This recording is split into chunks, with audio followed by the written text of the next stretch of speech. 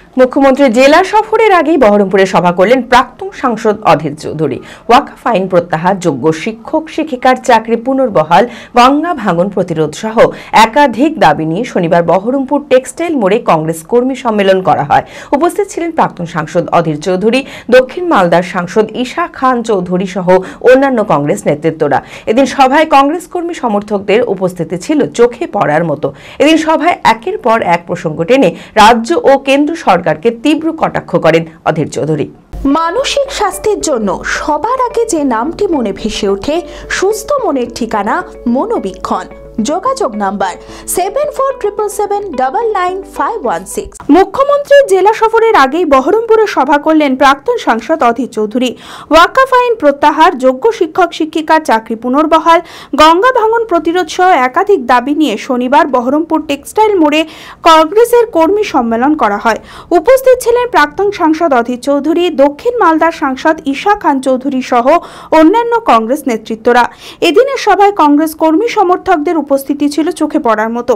এদিন মালদার সাংসদ ঈশা খান চৌধুরী বলেন, মুখ্যমন্ত্রী মালদা ও মুর্শিদাবাদের দায়িত্ব নিতে চাইছেন না, তাহলে মুখ্যমন্ত্রীর পদত্যাগ করা উচিত। কি আপনার হাতে সবকিছু আছে, আপনার কাছে পুলিশ প্রশাসন, ডিএম, এসপি, আপনার হাতে সমস্ত এমএলএ, কংগ্রেসের একটা মানে নেই, এমএলএ নেই, তবু আপনি বলছেন মালদা মুর্শিদাবাদ আপনার নেই।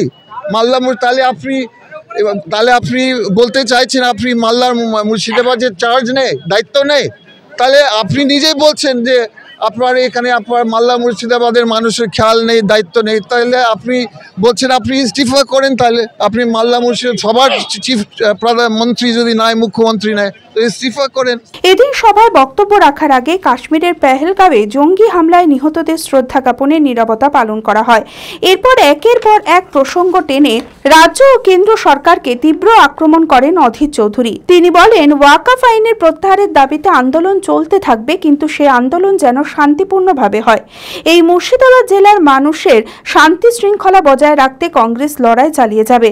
সাম্প্রদায়িক বিভেদ কংগ্রেস বরদাস্ত করবে না। প্রধানমন্ত্রী রাম মন্দির ও মুখ্যমন্ত্রী জগন্নাথ মন্দিরে ভগবানের প্রাণ প্রতিষ্ঠা করছেন, অথচ মানুষের প্রাণ বাঁচাতে পারছেন না। সেই সঙ্গে শামসেরগঞ্জে ঘটে যাওয়া সন্ত্রাসের ঘটনায় মুখ্যমন্ত্রীকে তীব্র আক্রমণ করেন অধীর চৌধুরী। এই মুর্শিদাবাদ বাংলা, বিহার, উড়িষ্যার রাজধানী। হাজারদুয়ারি আছে, নবাব সিরাজদৌল্লার ইতিহাস আছে। এখানে মানুষ আসে হাজারদুয়ারির ইতিহাস, নবাবের ইতিহাসের জন্য পর্যটন করতে। দিদি সেখানে না গিয়ে দাঙ্গা পর্যটনে আসছে। এতদিন পর তার মনে পড়েছে এইবার আমার ময়দানে নামা উচিত। ভোটের আগে 2019 সালের 2024 সালের ভোটের আগে অযোধ্যায় দেখেছিলাম নরেন্দ্র মোদী ভগবান রামকে প্রাণ দিচ্ছে। প্রাণ দেওয়ার অনুষ্ঠান রাম মন্দিরে, বাবরি মসজিদ ভেঙে রাম মন্দির তৈরি করে ভারতবর্ষের প্রধানমন্ত্রী মোদী সেখানে ভগবান রামকে প্রাণ দান করছেন, জীবন দান করছে। সেই একইভাবে মোদীর পর বাংলার দিদি প্রভু জগন্নাথকে বসিয়ে তাকে প্রাণ দান করছেন। কয়েকদিন আগে দেখতে পেলেন আপনারা, সারা বাংলার ঘরে ঘরে টিভিতে মুফতেসের প্রচার শুনলেন, তার অ্যাডভার্টাইজ দেখলেন। দিদি এটাও বলেছে প্রত্যেকের ঘরে ঘরে জগন্নাথের প্রসাদ পাঠিয়ে দেওয়া হবে। দুয়ারে প্রসাদ দিদির পরিকল্পনা তৈরি হয়ে গেছে। তাহলে দিদির কাছে গুরুত্ব কোথায়, প্রাথমিকতা কোথায়? এই পীড়িত মানুষগুলো মুর্শিদাবাদে না জগন্নাথের মন্দির, জগন্নাথের ধাম? আমরা জানি আমাদের প্রাণ দিয়েছে, জীবন দিয়েছে ঈশ্বর অথবা আল্লাহ, এটা তো জানি। আমরা বিশ্বাস করি হিন্দুরা ঈশ্বর আমাদের সৃষ্টিকর্তা, মুসলমানরা বিশ্বাস করে মহান আল্লাহ তার সৃষ্টিকর্তা। এই ভারতবর্ষে কি দেখছি, এক ভগবানকে প্রাণ দিচ্ছে মোদী, আর আরেক ভগবানকে প্রাণ দিচ্ছে দিদি। আপনারা মানুষকে প্রাণ না দিয়ে ভগবানকে প্রাণ দিচ্ছেন, এই দৃশ্য বড় বিরল। কোথায় যাবো আমরা?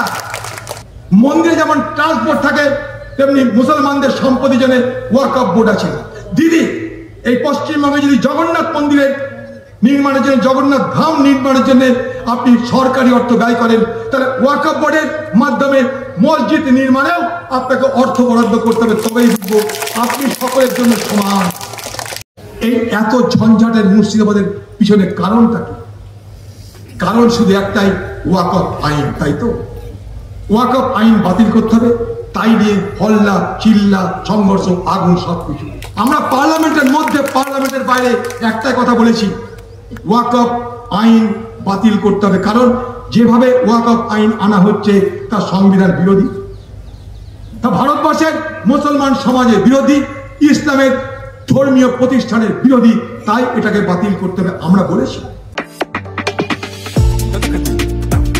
ভিলাস ক্লাব রিসর্ট আমাদের পরিষেবায় রয়েছে সুন্দর মনোরম পরিবেশে যে কোনো অনুষ্ঠান, কর্পোরেট বা অফিস মিটিংয়ের জন্য AC banquet hall, conference room, Victorian ballroom, corporate meet, multicuisine restaurant, floating cafe, বাচ্চাদের খেলার পার্ক ও সেলফি জোন।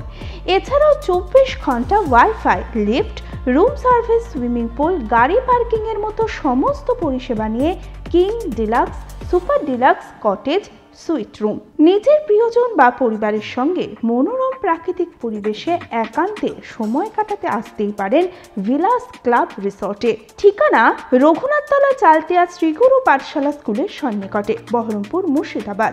Mobile number 9046258703।